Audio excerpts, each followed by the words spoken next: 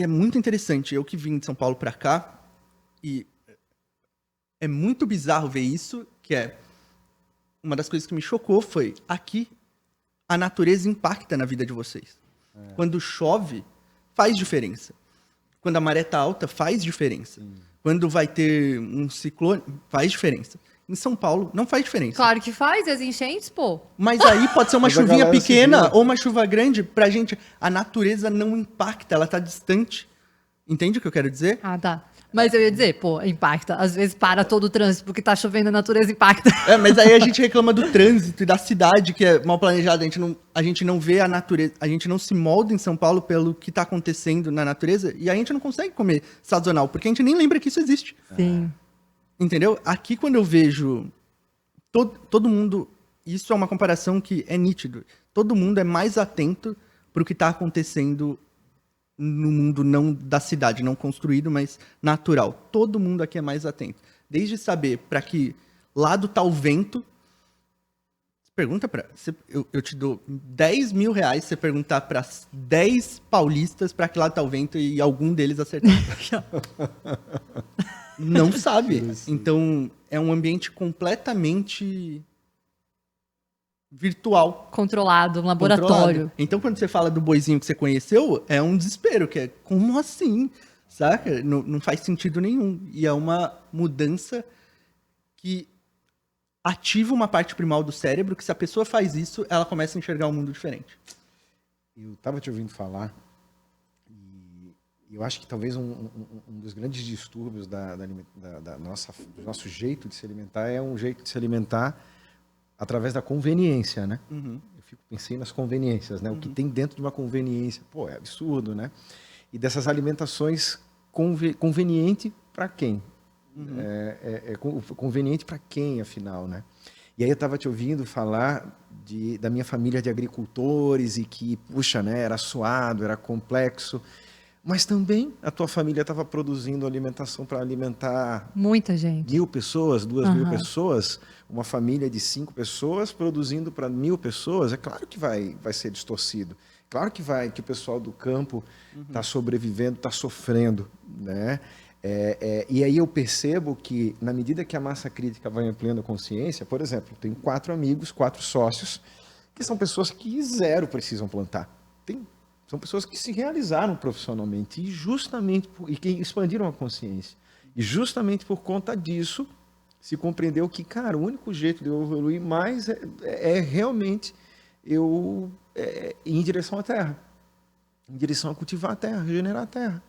E dali ter toda a minha nutrição, não só a nutrição do que eu como, mas a minha nutrição intelectual, aprender sobre a terra. Aprender a me relacionar com o outro, nos multirões, para a gente plantar, para a gente colher. E aí a gente foi se dando conta de que não tinha nada mais interessante e relevante para a gente aprender a não ser sobre isso. Né? Que, de certa forma, né, os nossos ancestrais têm isso naturalmente. Mas para essa complexidade que a gente criou na sociedade da conveniência, para que a gente tenha tempo para ficar queimando o neurônio, né? A gente perdeu o contato com o simples. O simples ele não é mais tão atraente porque ele não distrai tanto, né? O simples ele é mais objetivo mesmo. E aí eu vejo que a gente perdeu o contato também com a filosofia, né? Com a arte, com a poesia, né? Então eu vejo que essa ampliação da consciência na nossa relação, e eu vejo muito bonito isso aqui, até porque aqui em Floripa é composta basicamente de paulistas que estão começando a prestar atenção. Fugindo, eu sou um desses. Estão fugindo. Galera de São Paulo, Rio, dos grandes centros. Gaúcho, né? Não, Acho que calma dos aí. grandes Não centros, né? esquece dos gaúchos que estão aqui antes dos paulistas. Ah, mas esses já são quase nativos. agora. Gaúcho Sou Joe, né? eu encontro em tudo quanto é canto. Santa Maria. Prazer, você vai encontrar várias pessoas aqui, tá? De Santa mesmo? Maria. Só perguntar, de onde tu é? Santa Maria, Rio Grande do Sul. É nós. Paulista é um muito... pouco mais acanhado. Eu acho que tem mais gaúcho e argentino aqui. Eu acho que são... Mas olha que interessante, independente paulista, que vem dos grandes centros para cá, mas o que as pessoas estão encontrando e buscando aqui, que eu tenho percebido, porque estou acompanhando o movimento desde o início, autorrealização. E quando eu falo de autorrealização real, genuína, e espiritualidade é diferente de religiosidade, quando eu acredito na vida que eu estou vivendo, não na vida que alguém viveu, e aí eu vou lá e tento seguir aquele caminho, aí a minha relação com a natureza ela se torna direta. Não tem. Tanto que aqui é fácil de tu comer bem em Florianópolis. É uma cidade que. Por quê? Porque tem muita gente se preocupando com autorrealização, qualidade de vida. Então, naturalmente, vai comer bem, vai se preocupar com. E se choveu, realmente é o momento de se recolher e não de ir para. Mas a minha torcida, mas a gente ainda aqui está numa bolha, né? Ainda é uma bolha, né? Total, né? É só sair para fora que a gente percebe que parece que está longe. Me parece que talvez a gente comece a acordar um pouquinho mais por necessidade, aquecimento global e tantas outras coisas do que... Mas sim, a tecnologia, as informações, está tudo aí, né? É possível, se a gente transforma esse monte de conhecimento em consciência, fazer uma revolução, né, no planeta Terra. De fato, a gente se tornar o ser humano jardineiro do planeta Terra. Porra, a gente é testemunha da criação. Tem gente que chama de Deus, eu gosto de chamar de natureza. Né? A gente é testemunha de que tem alguma coisa muito milagrosa acontecendo por aqui. Sendo testemunha disso, então, onde é que é o meu templo? É a Terra. E aí é que é bacana, assim, né? De ter uma intimidade tão grande com a natureza. Por exemplo, para os povos indígenas daqui, da nossa região, o calendário não funciona muito bem. Uma vez eu estava conversando com um senhor, ele falou, sabe por que os rezos de vocês não dão certo? Porque vocês pedem tudo no momento errado. Estão no calendário errado. No calendário errado. Vocês estão celebrando o Ano Novo no verão. É na primavera, gente. É na primavera que a natureza celebra o Ano Novo. Pô, tá todos os bichinhos, as borboletas, todo mundo celebrando, e vocês ali, ó, trabalhando. E aí, quando os bichinhos já tá todo mundo encaminhado, tu começa a pedir, tá tudo atrasado. Por quê? Porque não tem uma relação com a natureza, né? E não tem tempo também. Não tem tempo para produzir o alimento, para se relacionar com ele, né? Agora, você falando isso me levantou uma pergunta aqui na mente. Vocês, na família, assim, têm alguma conexão espiritual religiosa com o alimento nessas datas comemorativas? Porque a gente fala de calendário, o nosso calendário no Brasil é um calendário basicamente cristão, assim, né?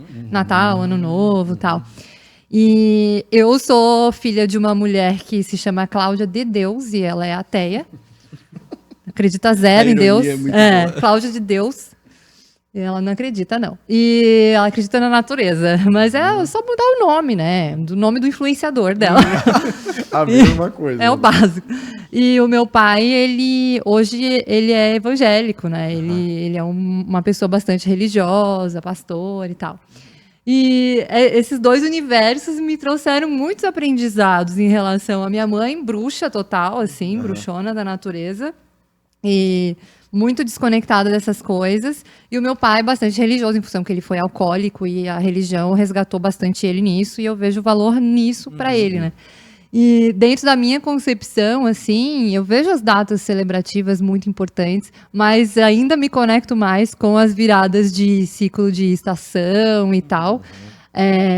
E eu aprendi muito isso, mas tem uma coisa que eu dou muito valor, que é de agradecer as refeições, de você olhar e contemplar e agradecer. E na hora que eu agradeço, eu sempre agradeço lá em casa, assim, agradeço. Né? Enfim, com as minhas palavras na hora que vem no coração, assim, mas sempre agradeço à natureza. Não agradeço nem a Deus, nem a alguém, assim, específico. Talvez pela inspiração da minha mãe, assim, eu agradeço a natureza, que foi o que entregou pra gente isso. O que a gente fez também, né, por ter saúde para fazer isso. Mas esses pequenos rituais, eu acho que conduzem muito a gente para olhar para o que a gente está comendo.